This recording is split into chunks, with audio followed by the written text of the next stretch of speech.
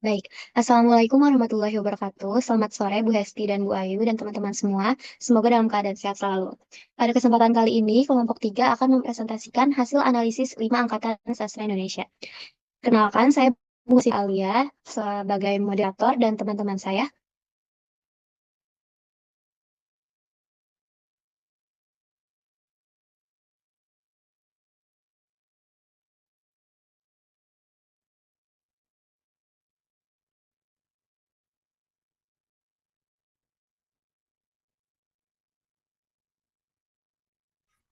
Saya Muhammad Rizky Hidayatullah dengan NIM 12016256063. Saya Nasya Agustina dengan NIM 12 016 25 055. Saya Alif Hendrian dengan 016. Saya Verita Salsabila dengan NIM 12016 25 042.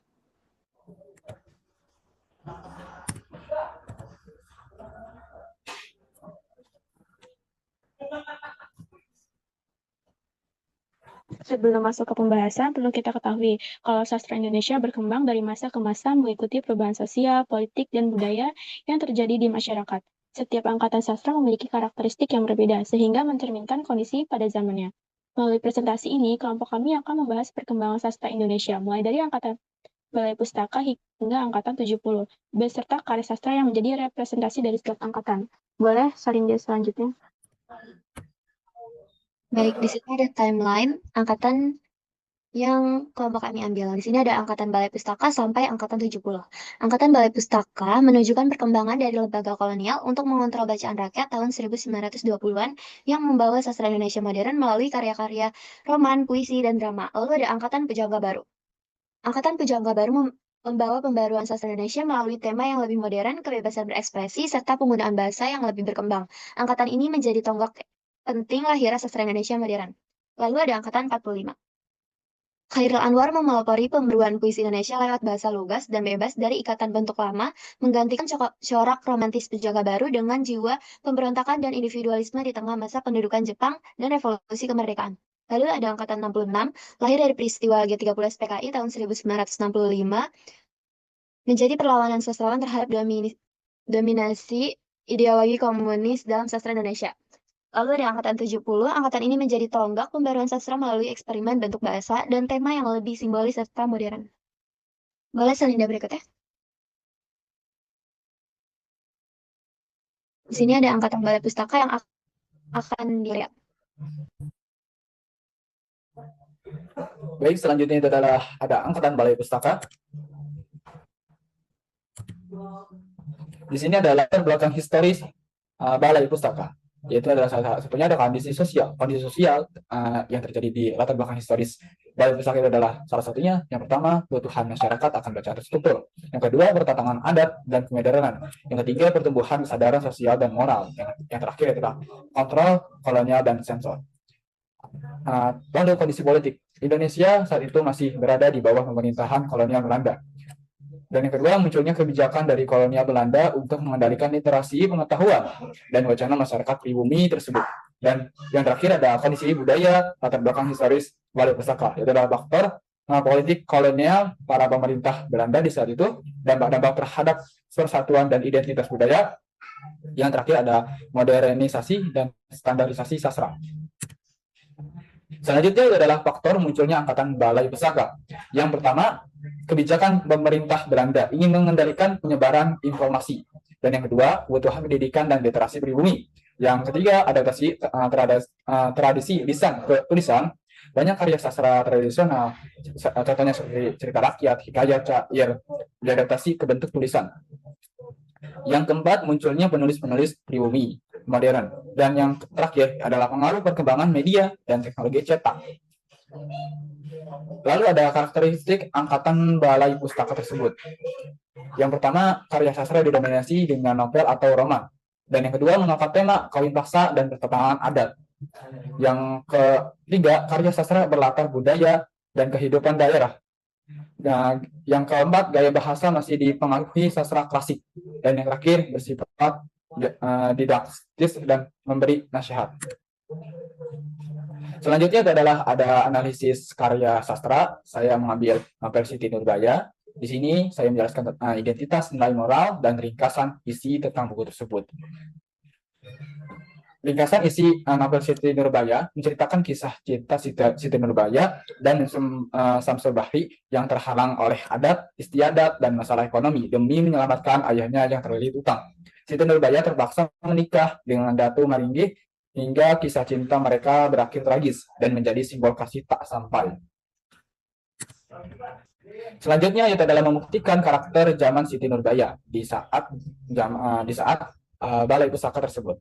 Yang pertama itulah pertentangan antara adat dan modernisasi, konflik antara tradisi lama dengan pemikiran dan gaya hidup modern. Yang kedua, praktik kawin paksa dan kedudukan perempuan yang terbatas. Perempuan tidak bebas memilih pasangan dan memilih hak yang terbatas. Yang ketiga, munculnya kaum pelajar, lahirnya generasi terdidik yang membawa pemikir baru dan mendorong perubahan. Yang terakhir adalah kesenjangan ekonomi dan kekuasaan.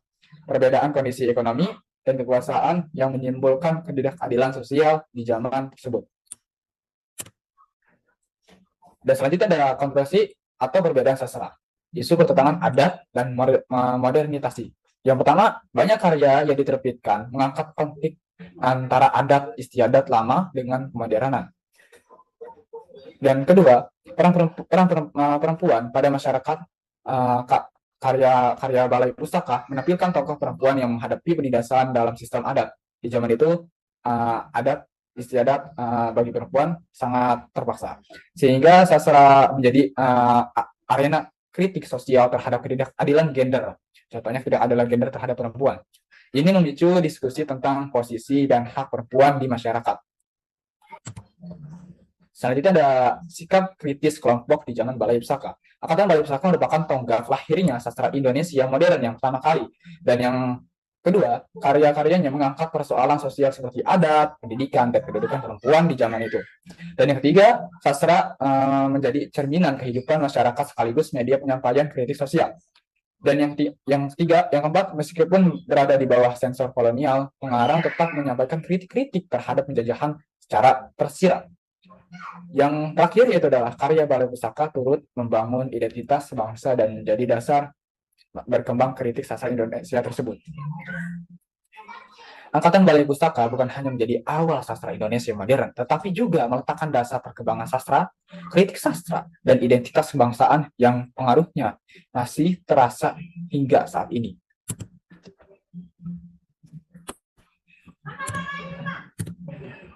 Selanjutnya ada Pujangga Baru yang akan dijelaskan oleh rekan saya. Baik, selanjutnya kita masuk ke angkatan Pujangga Baru. Boleh salin dia selanjutnya?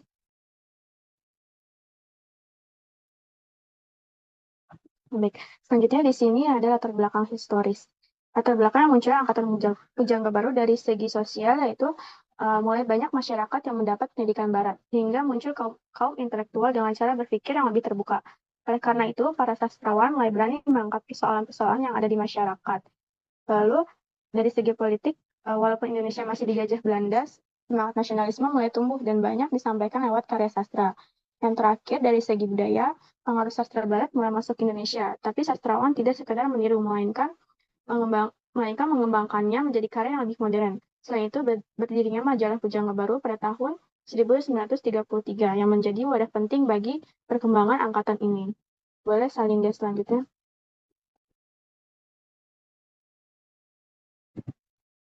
Di sini juga ada faktor munculnya angkatan baru. Ada beberapa faktor yang mendorong munculnya angkatan Pujangga Baru, yaitu berkembangnya pendidikan barat, munculnya kaum intelektual Indonesia, semangatnya nasionalisme setelah Sumpah Pemuda tahun 1928, lalu keinginan untuk memperbarui sastra Indonesia agar lebih modern, pengaruh sastra barat, dan berdirinya majalah Pujangga Baru sebagai tempat para sastrawan menerbitkan karya mereka. Jadi semua faktor tersebut mendukung lahirnya angkatan Pujangga Baru. Di sini juga terdapat karakteristik dari angkatan Pujangga Baru. Bisa dilihat angkatan Pujangga Baru juga sudah berbeda dengan angkatan sebelumnya. Tema yang sering diangkat yaitu nasionalisme, cinta, pendidikan, modernisasi, dan konflik batin. Bahasanya juga lebih modern dan puitis, sedangkan bentuk karyanya beragam, mulai dari puisi, novel, drama, sampai esai. Jadi pada masa ini, sastra bukan hanya sebagai hiburan, tetapi juga digunakan untuk menyampaikan gagasan dan pandangan pengarang. Boleh salin dia selanjutnya? Di sini kelompok kami mengambil salah satu karya terkenal dari Angkatan Pujangga Baru, yaitu novel Belunggur karya Armin Pane yang terbit pada tahun 1940. Armin Pane juga merupakan salah satu tokoh penting Angkatan Pujangga Baru yang banyak mengangkat tema kehidupan modern dan konflik batin manusia. Novel ini menceritakan konflik rumah tangga antara Dr. Sukartono dan istrinya, ini yang semakin rumit setelah hadirnya tokoh Hia. Konflik yang terjadi bukan hanya soal cinta, tapi juga memperlihatkan benturan antara cara berpikir tradisional dan modern. Melalui cerita tersebut, Armin Pane ingin menunjukkan bagaimana perubahan sosial juga memengaruhi kehidupan para tokohnya. Oleh karena itu, novel Belenggu menjadi salah satu karya yang mencerminkan ciri khas Angkatan Pujangga Baru. Boleh salin selanjutnya. Selanjutnya di sini ada kontroversi Angkatan Pujangga Baru yang juga tidak pernah lepas dari berbagai perdebatan. Salah satu isunya adalah pengaruh sastra barat. Ada yang beranggapan bahwa karya-karya Pujangga Baru terlalu dipengaruhi sastra barat sehingga kurang mencerminkan budaya Indonesia. Tapi ada juga yang berpendapat bahwa pengaruh tersebut justru dimanfaatkan untuk memperbarui sastra Indonesia. Sultan Takdir Ali Syahbana mendukung pembaruan itu, sedangkan Sanusi Pane lebih menekankan pentingnya mempertahankan nilai-nilai budaya Timur. Jadi perdebatan ini menunjukkan bahwa Angkatan Pujangga Baru juga ikut membentuk arah perkembangan sastra Indonesia. Boleh selanjutnya. Ya, di sini Anda membuktikan karakter zaman. Hubungan dengan realiti sosial, novel Belenggu menggambarkan perubahan kehidupan masyarakat pada masa Pujangga Baru, terutama cara berpikir, pendidikan, dan peran perempuan yang mulai berkembang. Lalu kritik sosial, novel ini juga menunjukkan bahwa perbedaan cara pandang antara nilai tradisional dan modern dapat menimbulkan konflik dalam kehidupan rumah tangga. Nah, masyarakat melalui tokoh-tokohnya, novel Belenggu memperlihatkan pentingnya pendidikan, kebebasan berpikir, dan saling memahami dalam kehidupan bermasyarakat. Boleh selanjutnya. Menurut kelompok kami, Angkatan Pujangga Baru memiliki peran yang sangat penting dalam perkembangan sastra Indonesia. Meskipun mendapat pengaruh dari sastra barat, pengaruh tersebut dijadikan sebagai inspirasi untuk melakukan pembaruan bukan sekadar meniru. Selain itu, perbedaan pandangan antara Sultan Takdir Ali Syahbana dan Sanusi Pane justru membuat perkembangan sastra Indonesia semakin kaya. Oleh karena itu, kelompok kami sependapat dengan Ateu yang menyatakan bahwa Angkatan Pujangga Baru merupakan tonggak kelahiran sastra Indonesia modern. Boleh selanjutnya.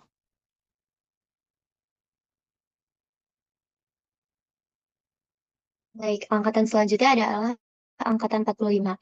Di sini ada latar belakang kondisi sosialnya. Angkatan 45 lahir di tengah masyarakat Indonesia yang sedang mengalami tekanan luar biasa akibat pendudukan Jepang pada tahun 1942 sampai 1945.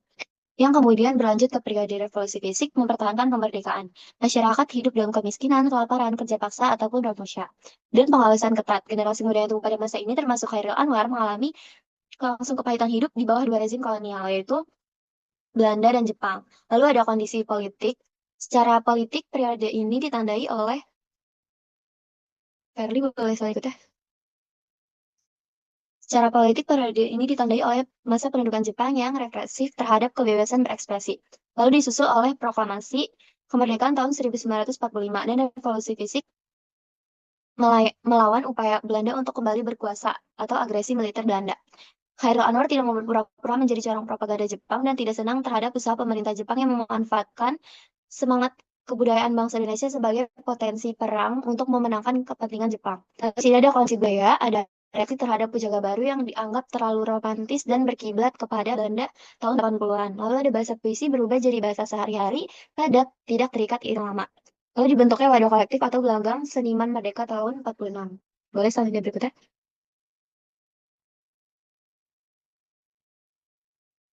Lalu ada faktor pemicu munculnya angkatan.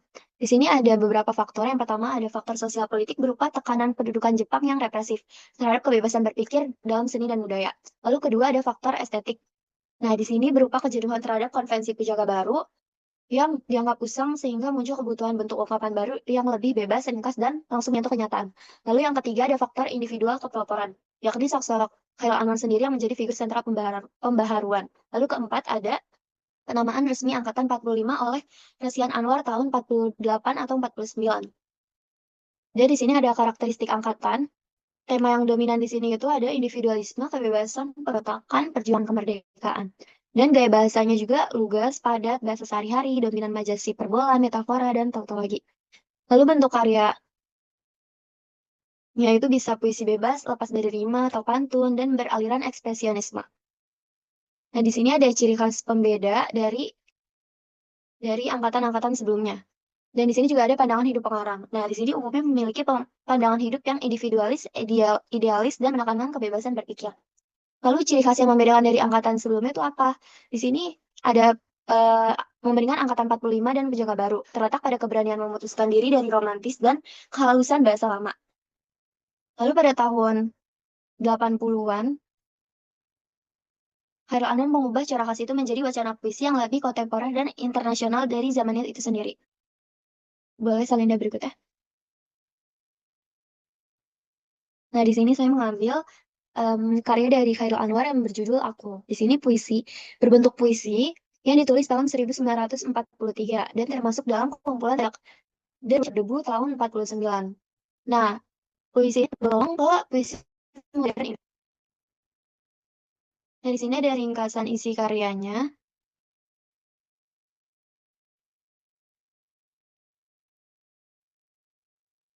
Di sini konfliknya itu konflik batin atau menghadapi maut, dan dengan kumpulannya yang menolaknya. Lalu di sini ada nilai keberanian, harga diri, pantang menyerah, dan keabadian lewat karya. Lalu ada majas hiperbola, seperti biar peluru menembus kulitku, aku tetap meradang menerjang. Dan juga ada majas metafora dan tautologi. Boleh salin berikutnya.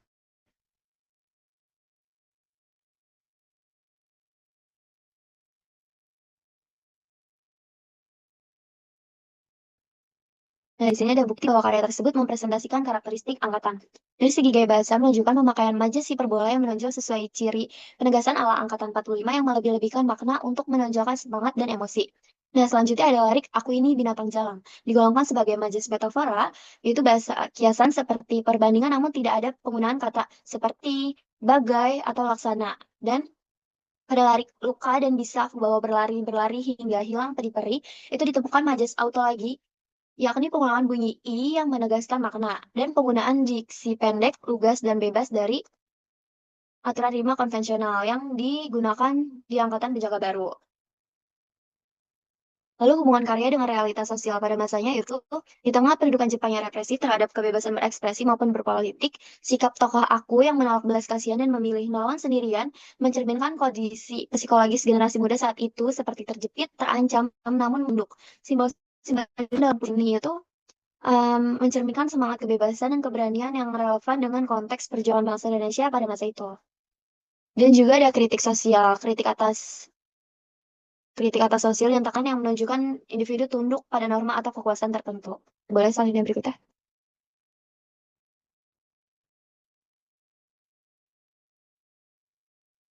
Nah, di sini ada kontroversi atau perdebatan sastra. Isinya ini tuduhan plagiarisme pada karya-karya Khairul Anwar. Nah, di sini ada 6 puisi Khairul Anwar yang menurut H.B. Yassin merupakan saduran tanpa konfirmasi pengarang aslinya. Persoalannya bukan pada kemiripan itu sendiri, melainkan pada cara penerbitannya.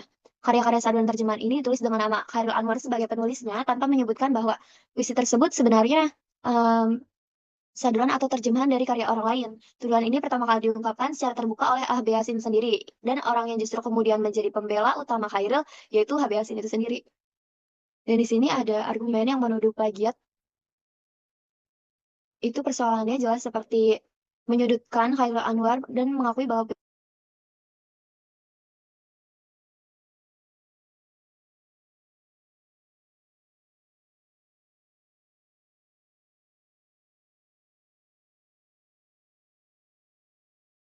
puisi tersebut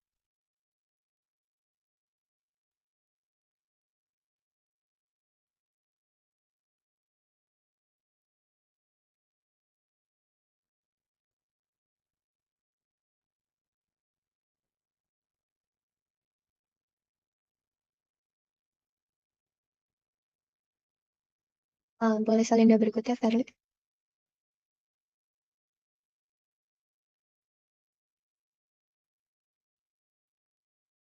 Nah, di sini ada pendapat status pelopor Khairul Anwar tetap layak dipertahankan. Karena kelompok kami berpendapat bahwa status Khairul Anwar sebagai pelopor angkatan 45 tetap layak dipertahankan meskipun sebagian kecil karyanya terbukti merupakan saduran tanpa pencantuman sumber.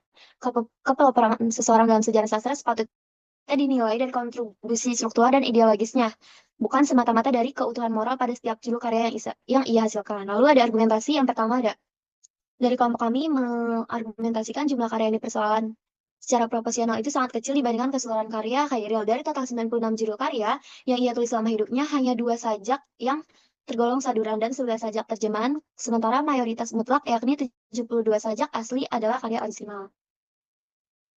Lalu yang kedua, kepeloporan Khairil tidak terletak pada satu atau dua judul puisi yang kontroversi. Lalu yang ketiga ada karya yang dipersoalkan justru menunjukkan adanya proses kreatif aktif, bukan penciptakan pasif. Lalu yang keempat ada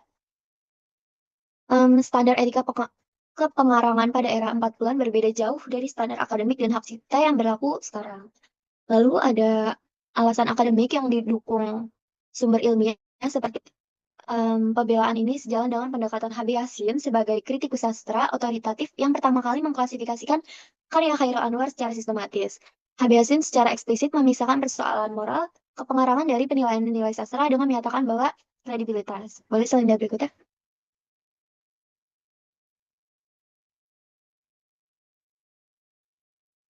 Selanjutnya berikutnya akan dijelaskan oleh teman saya. Baik, di sini selanjutnya akan ada angkatan 66. Boleh salin dia selanjutnya, tolong. Oke, kita masuk ke latar belakang historis. Pertama adalah kondisi sosial. Masyarakat Indonesia tengah berada dalam ketegangan tinggi, kemiskinan meluas, inflasi melonjak drastis, dan kesenjangan sosial semakin tajam. Kekecewaan rakyat terhadap kondisi kehidupan sehari-hari mendorong gelombang protes, khususnya dari kalangan mahasiswa dan kaum intelektual. Kondisi politik.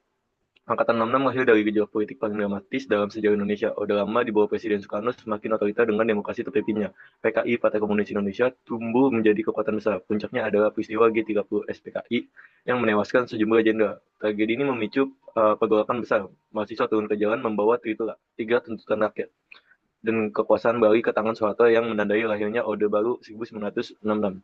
Kondisi budaya. Dunia seni dan budaya sebelumnya sangat dipengaruhi oleh lembaga kebudayaan rakyat, organisasi seni NWO PKI yang mendominasi wacana budaya dengan prinsip seni untuk rakyat yang bercorak sosialis, realis. Setelah 1965, mereka dibubarkan dan seniman yang berafiliasi dengannya banyak yang ditangkap. Angkatan 66 hadir sebagai reaksi terhadap dominasi ideologi tersebut. Selain dia selanjutnya, kan, selanjutnya ada faktor yang melatar belakangi munculnya Angkatan 66. Peristiwa G30 peristiwa G30 PKI dan pengadilan sistematis dengan masih 1966 kami atau KAPI yang aktif dalam demonstrasi. Terus yang selanjutnya keinginan para sastrawan untuk membebaskan sastra dari belenggu ideologi tunggal. Dan terakhir terbitnya Manifest Kebudayaan Manikebu 1963 sebagai perlawanan intelektual terhadap mereka. Dan dia selanjutnya tahu nggak ya?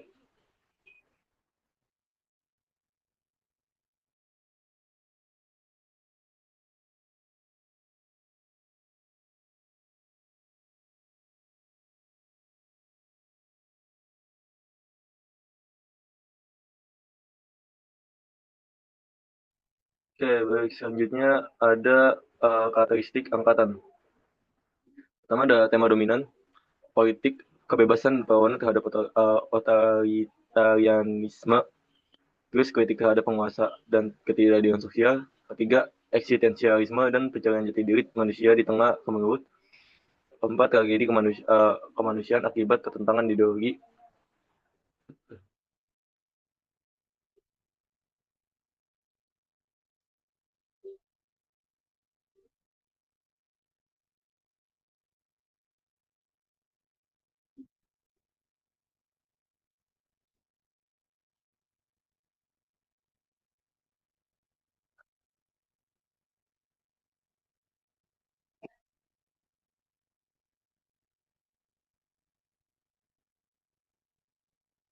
Selanjutnya, kegelisahan intelektual dan moral. Selanjutnya ada gaya bahasa. Pertama, lugas, tegas, dan penuh semangat perlawanan. Selanjutnya, sering menggunakan simbolisme dan alegori untuk menyiasati sensor. Terus bahasa puisi lebih bebas. Kenapa lagi?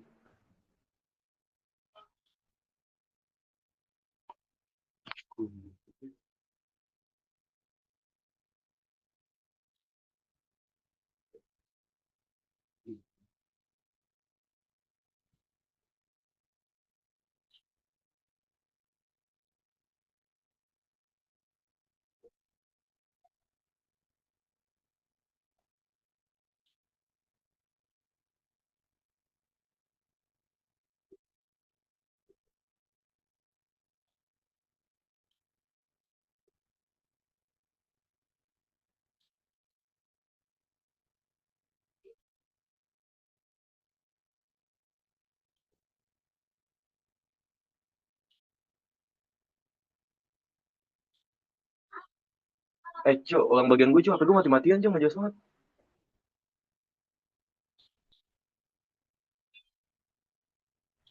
Bisa di orang bagian gue nggak? Sumpah ini nggak bohong. HP gue mati-matian, kadang Satu mati kata lagi aja mati. Ki, lanjut aja dulu. Ini bagian lu kan yang mana? Yang mau diulang? Dari karakteristik paling, gue Ya udah kalau yang ini. zoom, gue kalau zoom dulu bentar-bentar. Nggak tahu, Cok, mati-matian. Terus nanti di kartu-kartu aja. Iya, ya, tolong, ya, tolong.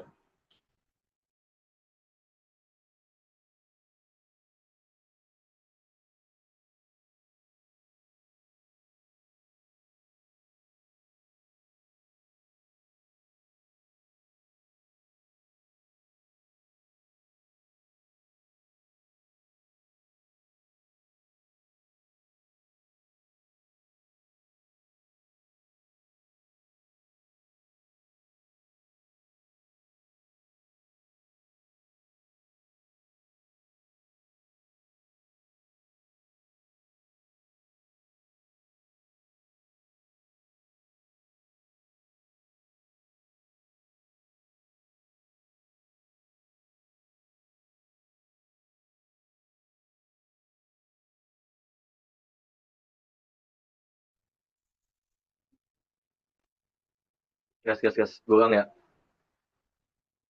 Mulai langsung aja Ki. Oke, selanjutnya ada karakteristik angkatan 66. Pertama ada tema dominan, yang meliputi politik kebebasan dan perlawanan terhadap otoritarianisme, kritik terhadap penguasa dan ketidakadilan, eksistensialisme, dan pencarian jati diri manusia di tengah kemelut, tragedi kemanusiaan akibat pertentangan ideologi, terus kegelisahan intelektual dan moral. Selanjutnya ada gaya bahasa yang lugas, tegas, dan penuh semangat. Selanjutnya sering menggunakan simbolis dan kategori untuk menyiasati sensor.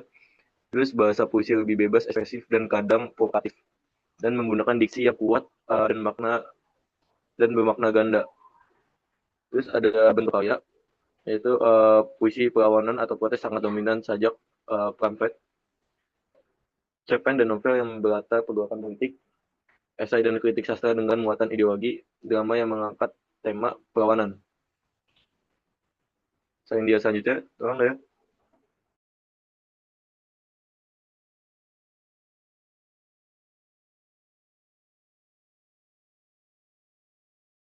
Selanjutnya ada pandangan hidup penggalang, yaitu humanis manusia, manusia dan hak-haknya ditempatkan di atas kepentingan ideologi manapun, anti totalitarianisme, baik dari kiri maupun kanan, percaya pada kebebasan berekspresi sebagai hak dasar seniman, berpihak pada nilai-nilai demokrasi dan moral universal.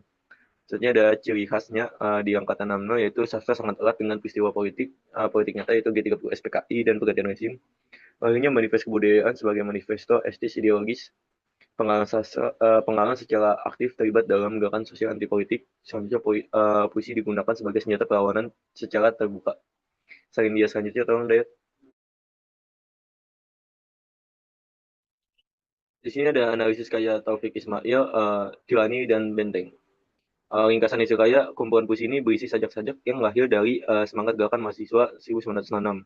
Taufik Ismail melakukan kegelisahan, kemarahan, dan harapan kaum muda Indonesia yang menuntut perubahan rezim. Puisi-puisi di dalamnya merespon langsung kondisi sosial-politik saat itu dengan bahasa yang tajam dan emosional. Terus ada tema perlawanan terhadap temanya adalah perlawanan terhadap kezaliman penguasa, panggilan moral terhadap generasi muda, dan harapan akan Indonesia yang lebih adil dan bebas. Selanjutnya ada tokoh penokohan dalam konteks puisi. Aku lirik mewakili suara mahasiswa atau intelektual muda yang berani, idealis, dan marah terhadap ketidakadilan. Ada juga representasi penguasa sebagai sosok yang menindas. Yang dia selanjutnya tolong deh.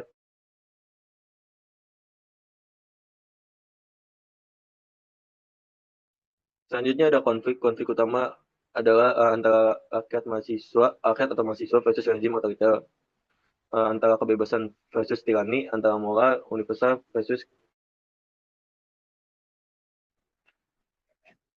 Selanjutnya ada nilai-nilai yang terkandung. Pertama tuh nilai keberanian sipil dan moral, terus nilai kemanusiaan dan penghormatan terhadap hak asasi, terus nilai patriotisme yang kritis bukan buta, terus nilai kejujuran dan integritas intelektual. Bukti karya interpretasi karakter angkatan angkatan 66 adalah Puisi Taufik Ismail lahir tepat di jantung peristiwa 1966, ditulis di saat mahasiswa berdemonstrasi gaya perlawanannya. Kritik terbuka terhadap kekuasaan dan tema humanisnya universalnya adalah cerminan sempurna semangat angkatan 66 yang menempatkan kebebasan dan kemanusiaan di atas segalanya. Selanjutnya tahun deh.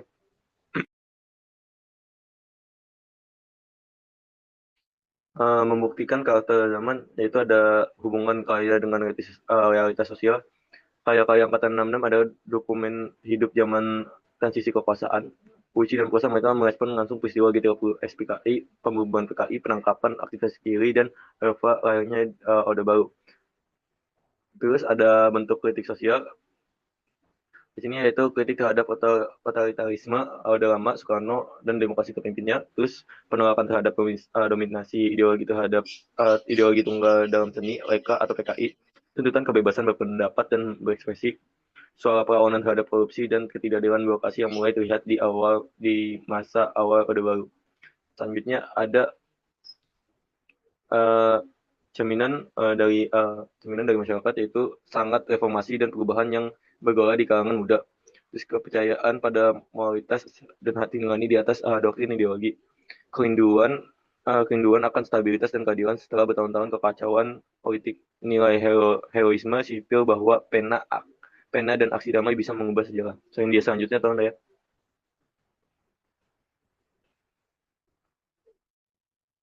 Di sini ada isu angkatan 66, sastra dan ideologi politik. Yang pertama itu ada sudut pandang para pendukung berpendapat bahwa angkatan 66 adalah ekspresi tulus kaum intelektual yang muak dengan totalitarisme. Manifest kebudayaan 1963 mendeklarasikan kebebasan kesenian dari kebergurukan ideologi apapun. Ini bukan pro Orde Baru, melainkan pro humanisme. Jadi ada sudut pandang kota, itu sebagian kritikus mencatat bahwa setelah Orde Baru berkuasa, banyak sastrawan angkatan 66 yang justru mendapatkan fasilitas dan ruang ekspresi dari rezim Soeharto. Horizon, majalah sastra bergengsi yang menjadi wadah angkatan 66, mendapat dukungan pemerintah. Ini menimbulkan pertanyaan apakah gerakan ini akhirnya menjadi sastra resmi Orde Baru yang meminggirkan suara-suara lain. Selanjutnya ada ironi sejarah, angkatan 66 yang lahir melawan tirani beberapa dekade kemudian justru mendapati beberapa tokohnya berdamai bahkan berkolaborasi dengan tirani baru yang mereka ikut bantu legitimasi. Ini menjadi perdebatan akademis yang hangat dan menjadi dalam studi sastra Indonesia. Selanjutnya tahun Dayat. Baik, selanjutnya dari sikap kritis dari kelompok kita, yaitu pendapat angkatan 66 adalah fenomena sastra yang paling politis dalam sejarah sastra Indonesia modern. Keberanian para sastrawan untuk menjadi puitis sebagai alat perlawanan nyata merupakan pencapaian yang luar biasa. Terus argumentasinya, di satu sisi angkatan 66 berhasil meroboh hegemoni satu ideologi Leka atau komunis dan membuka ruang kebebasan berekspresi. Karya-karya mereka memiliki nilai statistik sekaligus nilai historis yang tinggi. Namun di sisi lain, gerakan ini patut dikritisi secara tidak langsung membuka jalan bagi Orde Baru yang pada akhirnya juga represi terhadap kebebasan berpendapat dan ironi yang tidak bisa diabaikan. Dan alasan akademiknya itu ada artikel dalam dalam sastra baru Indonesia 1980 mengakui angkatan 66 sebagai tonggak penting dalam periodisasi sastra Indonesia. Terus ada Catch First dalam social communication in intellectual the arts 1986 mengkritisi bahwa hubungan ambigus antara sastrawan angkatan 66 dengan kekuasaan Orde Baru. Terus Gunawan Muhammad sendiri dalam berbagai seni di Tempo mengakui kompleksitas posisi sastrawan di tengah pusaran kekuasaan. Selanjutnya akan dijelaskan oleh Lukas ya. Baik, selanjutnya kita masuk ke angkatan 70. Jadi sebelum kita masuki acara angkatan 70 secara khusus, kita juga harus pahami kondisi yang melatar belakangi adanya angkatan 70 ini. Jadi pada awal tahun 1970-an, Indonesia sedang berada dalam masa pembangunan di bawah pemerintahan Orde Baru. Yang mana modernisasi dan juga industrialisasi ini berkembang cukup pesat sehingga membawa perubahan besar dalam kehidupan masyarakat. Dan di balik kemajuan tersebut muncul juga beberapa persoalan seperti kesenjangan sosial, lalu ada juga perubahan pola hidup dan juga keresahan masyarakat terhadap ketidakadilan. Dan kondisi inilah yang kemudian banyak diangkat oleh para sastrawan ke dalam karya-karyanya sebagai bentuk kondisi sosial. Lalu ada juga di kondisi politiknya, yang dimana secara politik, pemerintah Orde Baru itu lebih mengutamakan stabilitas nasional. Kebebasan berpendapat mulai dibatasi sehingga kritik-kritik terhadap pemerintah ini sulit disampaikan secara terbuka. Oleh karena itu, para sastrawan menggunakan simbol, metafora, dan juga bahasa yang lebih konotatif sebagai cara untuk menyampaikan kritik sosial ini tanpa berhadapan langsung dengan pemerintah-pemerintahnya. Dan di kondisi budaya sendiri, perkembangan media sastra seperti majalah Horizon tadi itu juga muncul berbagai komunitas sastra dan juga teater yang memberikan ruang bagi lahirnya karya-karya baru. Selain itu, pengaruh sastra barat seperti surrealisme dan juga eksistensialisme mulai mempengaruhi gaya penulisan para sastrawan-sastrawan Indonesia, di mana pengaruh sastra barat ini semakin kuat juga untuk di masa Orde Baru ini. Boleh slide selanjutnya? Selanjutnya ada faktor pemicu munculnya angkatan. Angkatan 70 ini lahir karena adanya beberapa faktor penting. Yang pertama, adanya ketidakpuasan terhadap angkatan 66 yang dianggap terlalu berorientasi pada persoalan-persoalan politik. Jadi para pengarang ingin menghadirkan karya sastra baru yang lebih bebas dan tidak hanya berfungsi sebagai alat kritik sosial. Lalu ada juga berkembangnya sastra modern dunia yang memberikan inspirasi bagi para sastrawan Indonesia untuk melakukan eksperimen dalam penggunaan bahasa, bentuk, dan juga struktur karya. Lalu ada juga media publikasi sastra yang semakin berkembang membuat para penulis memiliki ruang untuk memperkenalkan karya-karya yang tentunya jauh lebih ekspresif dan juga inovatif. Lalu ada karakteristik angkatan yang dapat dilihat dari tema-tema dominannya yang membahas kritik sosial, kemanusiaan, kebebasan, religiusitas, dan juga pencarian makna hidup.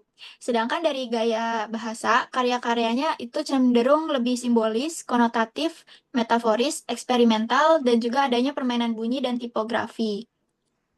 Lalu dalam bentuk karya ini juga lebih eksperimental, kayak adanya puisi mantra, puisi kontemporer, dan juga cerpen eksperimental, drama absurd, dan juga novel filosofis.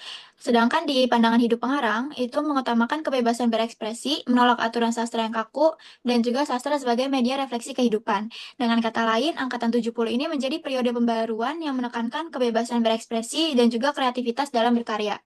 Boleh salin dia selanjutnya?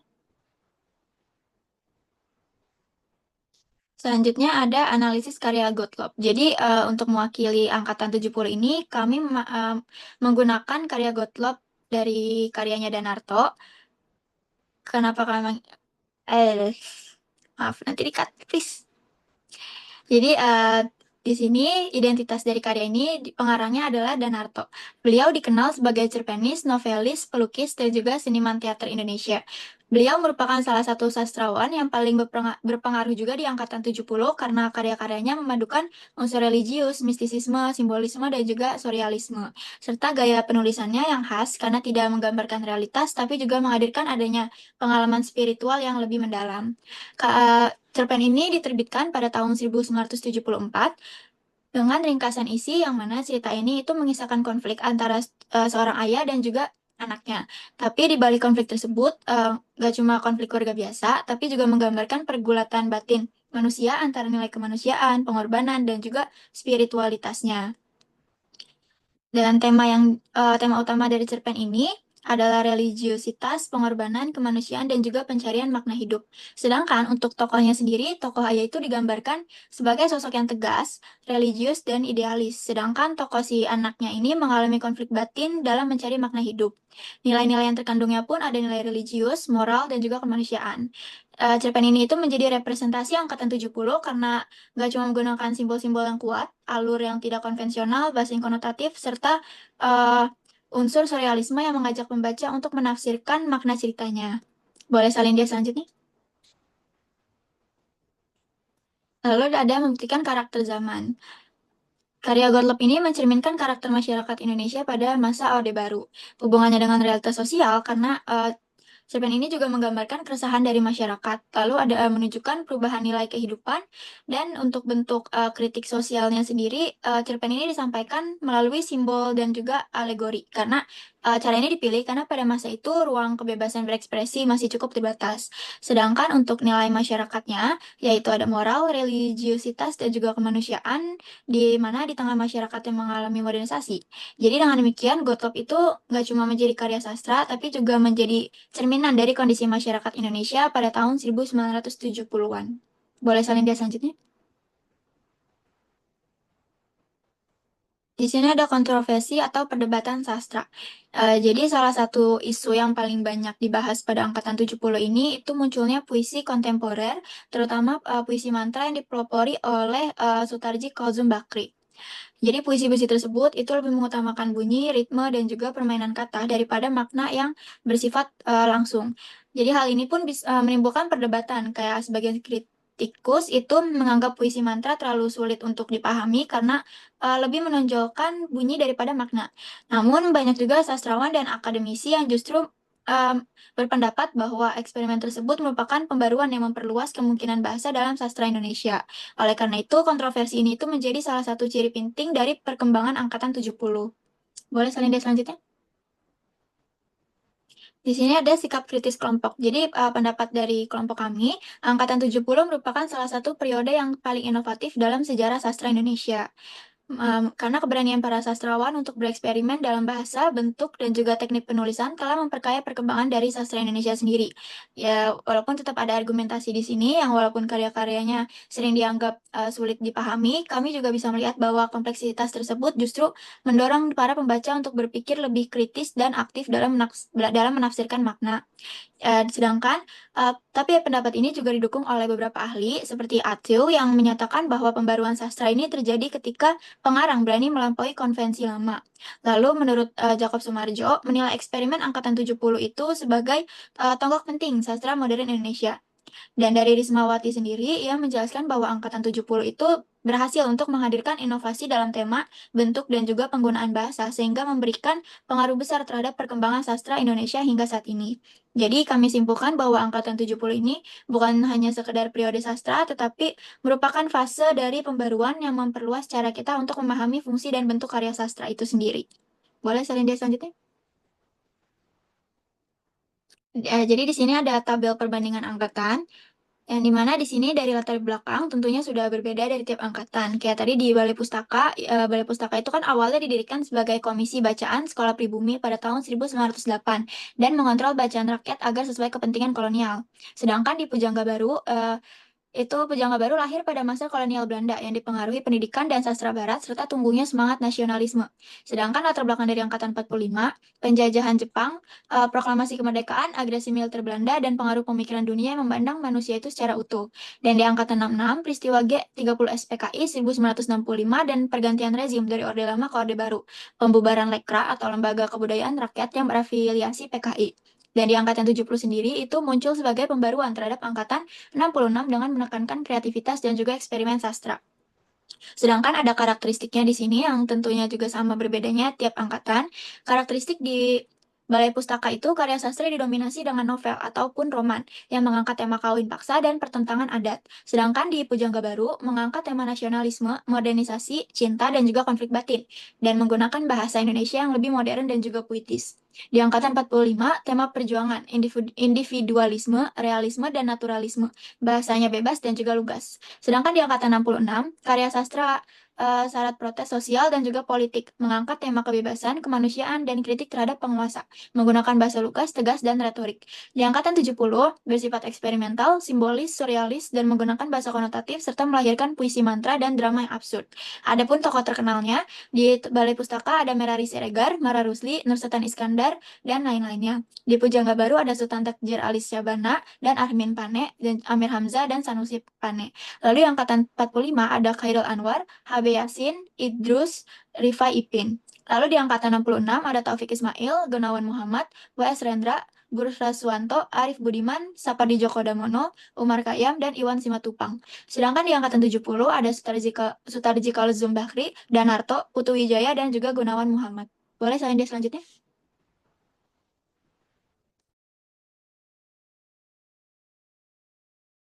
Baik, di sini ada kesimpulan dari pembahasan yang telah dipaparkan.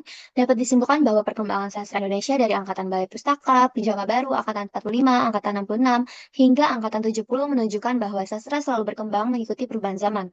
Setiap angkatan memiliki karakteristik, tema, dan penulisan yang berbeda sesuai dengan kondisi sosial, politik, dan budaya pada masanya. Melalui karya-karya yang telah dibahas, terlihat bahwa sastra tidak hanya menjadi karya seni, tetapi juga menjadi cerminan kehidupan masyarakat, serta media untuk menyampaikan kritik, gagasan, dan nilai-nilai yang berkembang pada setiap periode. Dengan demikian, mempelajari sejarah sastra Indonesia membantu kita memahami perkembangan sastra sekaligus karakter zaman yang melatar belakanginya. Boleh slide berikutnya. Nah, berikut ada sumber daftar pustaka yang kami gunakan. Boleh slide berikutnya, ada ya?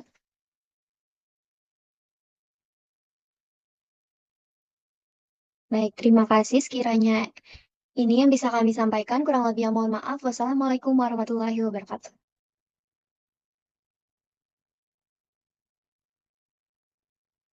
Waalaikumsalam warahmatullahi wabarakatuh. Sudah.